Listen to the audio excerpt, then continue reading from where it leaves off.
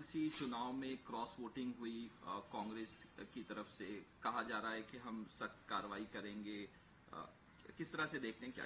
देखिए, कांग्रेस पार्टी बुनियादी तौर पर एक बिखरी हुई पार्टी है।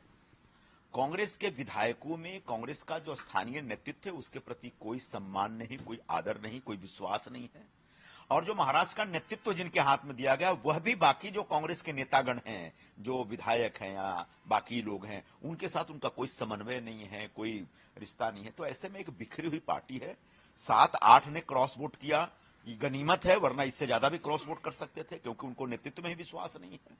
अच्छा, जहां तक अब उनके अंदर से बयान आ रहा है कि ये गद्दार हैं और ट्रेटर, इनके खिलाफ कार्रवाई होगी, ये सब दिखावा है।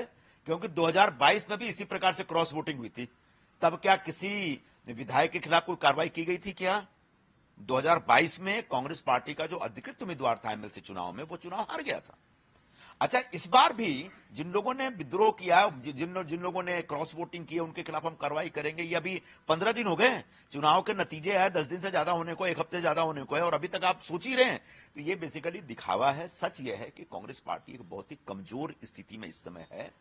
उसका कारण यह है कि नेतृत्व बहुत कमजोर है। नेतृत्व का कोई नियंत्रण या नेतृत्व का जो एक समन्वय होना चाहिए सभी लोगों के साथ, वो समन्वय एकदम 0% पे है, एकदम शून्य हो गया है। और ऐसे में कांग्रेस पार्टी लोकसभा चुनाव में, चूंकि उनको एक आशातीत सफलता मिल गया, उसमें उनका कोई बहुत बड़ा योगदान नहीं था। कांग्रेस का प्रचार बहुत बेकार था, कांग्रेस के नेतृत्व और उम्मीदवार के बीच कोई समन्वय नहीं था। ऐसे में चूंकि भारतीय जनता पार्टी के खिलाफ एक नैरेटिव बना दिया गया था, भारतीय जनता पार्टी के खिलाफ एक प्रचार चल रहा था, उसका फायदा कांग्रेस को मिला और जीत गए। इसका मतलब ये नहीं कि अगला चुनाव में जीत रहे। कांग्रेस पार्टी अगले चुनाव में, विधानसभा चुनाव में बहुत खराब चुनाव में क्रॉस वोटिंग हुई कांग्रेस की तरफ से। कहा जा रहा है कि हम सख्त कार्रवाई करेंगे। किस तरह से देखते हैं क्या? देखिए, कांग्रेस पार्टी बुनियादी तौर पर एक बिखरी हुई पार्टी है। कांग्रेस के विधायकों में कांग्रेस का जो स्थानीय नेतृत्व है उसके प्रति कोई सम्मान नहीं, कोई आदर नहीं, कोई विश्वास नहीं है।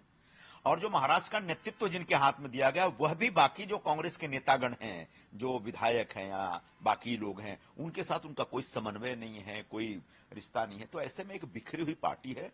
7-8 ने क्रॉस वोट किया, ये गनीमत है, वरना इससे ज्यादा भी क्रॉस वोट कर सकते थे, क्योंकि उनको नेतृत्व में ही विश्वास नहीं है। अच्छा, जहां तक अब उनके अंदर से बयान आ रहा है कि ये गद्दार हैं और ट्रेटर, इनके खिलाफ कार्रवाई होगी, ये सब दिखावा है।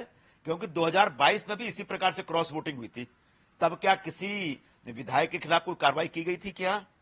2022 में कांग्रेस पार्टी का जो अधिकृत उम्मीदवार था एमएलसी चुनाव में, वो चुनाव हार गया था।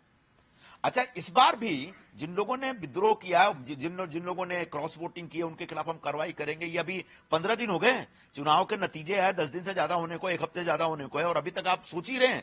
तो ये बेसिकली दिखावा है। सच यह है कि कांग्रेस पार्टी एक बहुत ही कमजोर स्थिति में इस समय है। उसका कारण यह है कि नेतृत्व बहुत कमजोर है। नेतृत्व का कोई नियंत्रण या नेतृत्व का जो एक समन्वय होना चाहिए सभी लोगों के साथ, वो समन्वय एकदम 0% पे है, एकदम शून्य हो गया है। और ऐसे में कांग्रेस पार्टी लोकसभा चुनाव में, चूंकि उनको एक आशातीत सफलता मिल गया, उसमें उनका कोई बहुत बड़ा योगदान नहीं था।